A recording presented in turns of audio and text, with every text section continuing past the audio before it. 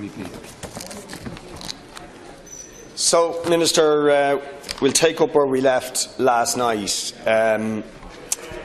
As I said last night, any improvement in the rights of people with disabilities is welcome. There are a number of measures, I went through them, I won't repeat them, in the bill that are to be welcomed. But in many other respects, if I can just put this as boldly as I think it deserves to be put, this bill is an insult.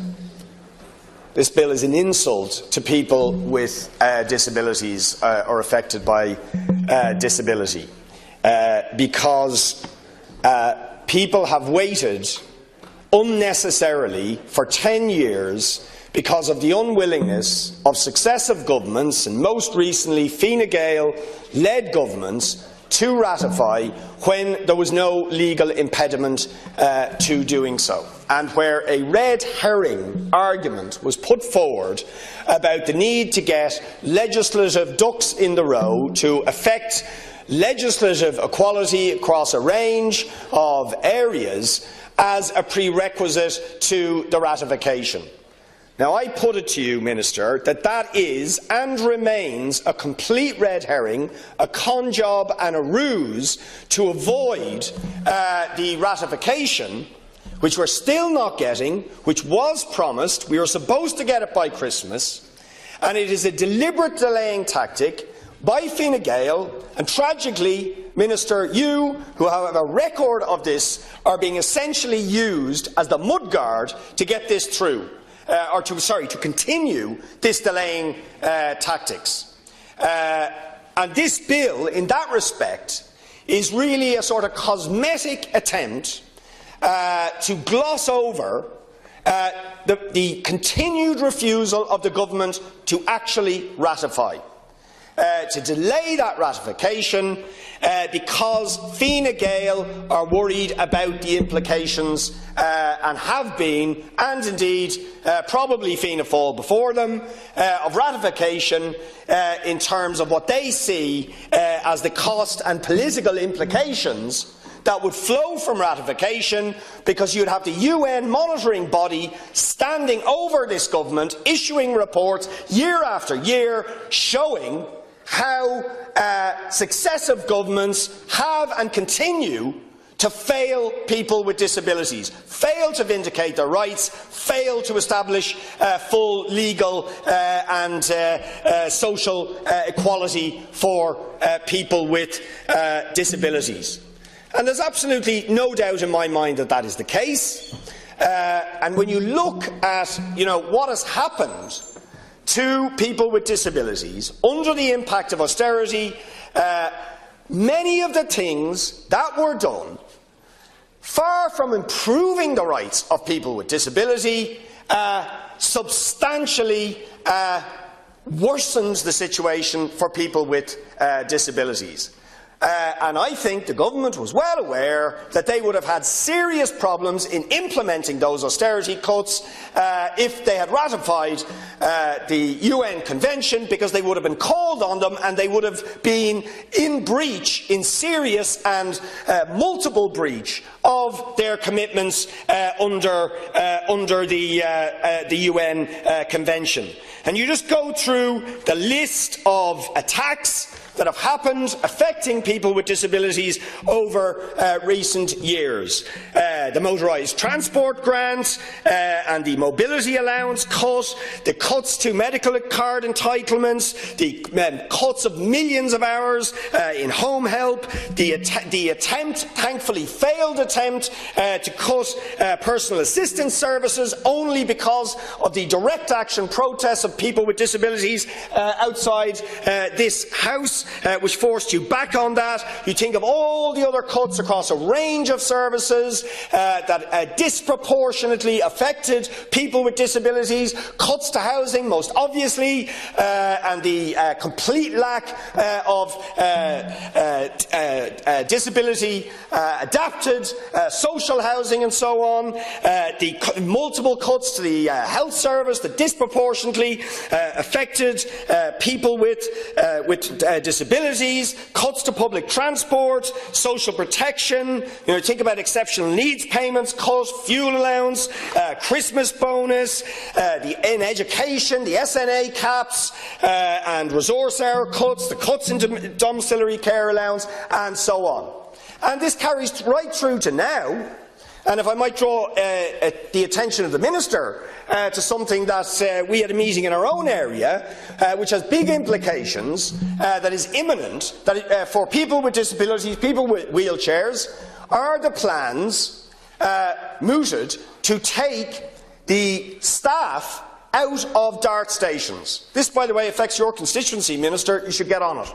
We're going to be having a protest in a couple of weeks' time. We hope there's going to be protests up and down the DART line about this, and it has very particular pertinence to disability rights and the question of access to public transport, the right to independent living, and so on. Because access to the DART is already inadequate, severely inadequate. And indeed, we had meetings in our area with the representatives of the DART on the question of how we could improve accessibility to the DART, and we had commitments and promises from the DART representative of how they were going to improve the situation. At the moment you have to give 24 hours notice and all this kind of stuff, which severely limits people's actual freedom to travel, if there's any hitches in that, any delays, all sorts of things, right? But critically, the ability of the DART to respond to that and improve that situation is dependent on having staff in the DART stations. But do you know they are planning to remove the staff from DART stations? How the hell are they going to improve or even maintain access for people in wheelchairs if they remove, as they are planning to do, Sandycove and Glasstool and Barrow Street, I think, are the first on the hit list in terms of taking the staff out, but once that happens, up and down the DART line, staff are going to be taken out.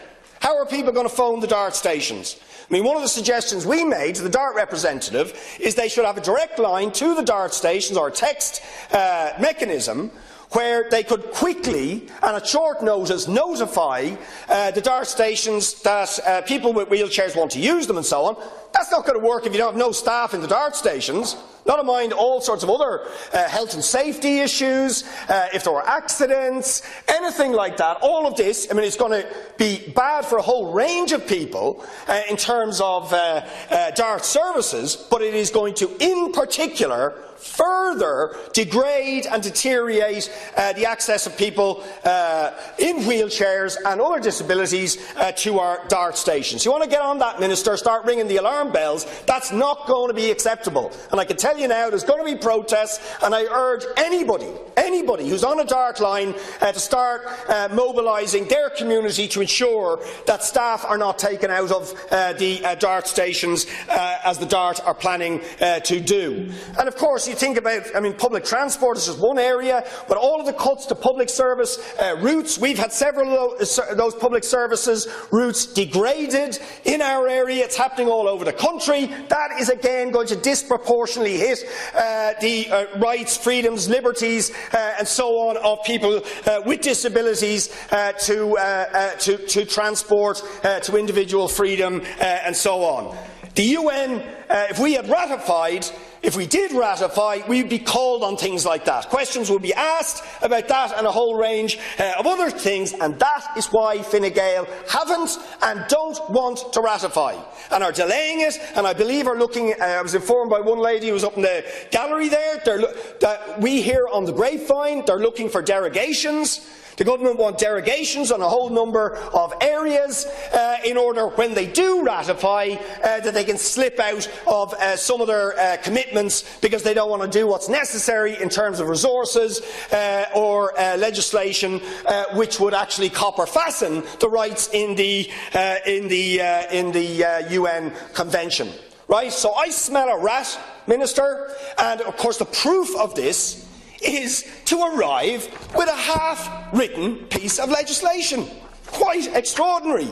Some of the key areas particularly have been drawn to my attention. The whole area of liberty, deprivation of liberty, absolutely critical in terms of use of restraint in schools, involuntary sectioning, and so on.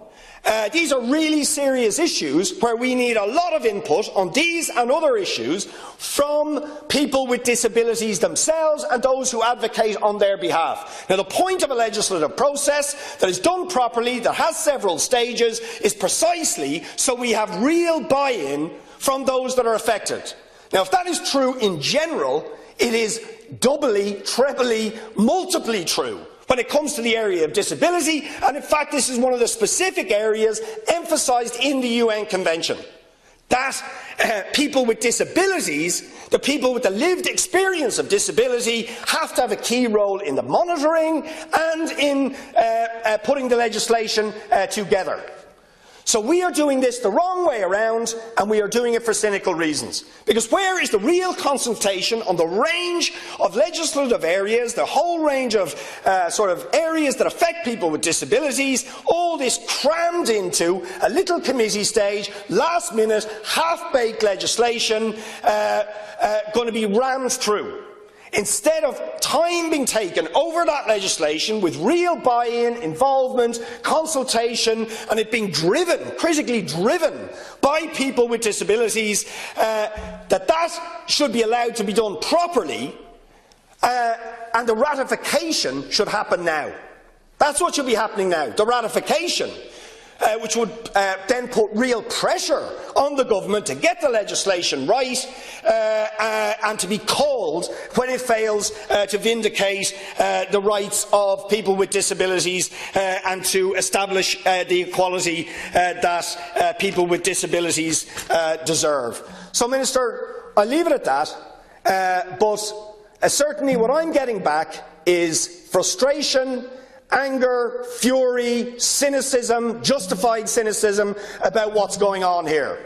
At best cosmetic, at worst a trick, a con trick being played on people to make it look as if we're doing something, because the truth about it is this government was put under pressure before Christmas. Indeed, it's been under pressure for many, many years from disability groups demanding this ratification, the indefensible 10-year delay, and still we have delaying tactics.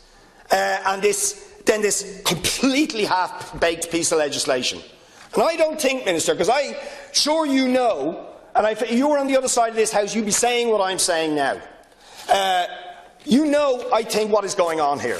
And I think it has to be called, and what we need is the ratification. No more excuses. Just do it. And then let us do the legislation properly, with the proper involvement, buy-in, and indeed it being driven by people with the lived experience of disability. So I'll leave it at that, Minister, and obviously amendments will flow at committee stage, but to be absolutely honest with you, this is being done in the wrong way, totally in the wrong way, and what we just need is ratification. And I think that the chorus of voices demanding that is going to increase when the frankly, inadequacy at best, cynicism at worst of the way this legislation is being done becomes more and more apparent to people over the coming weeks. I now call on Deputy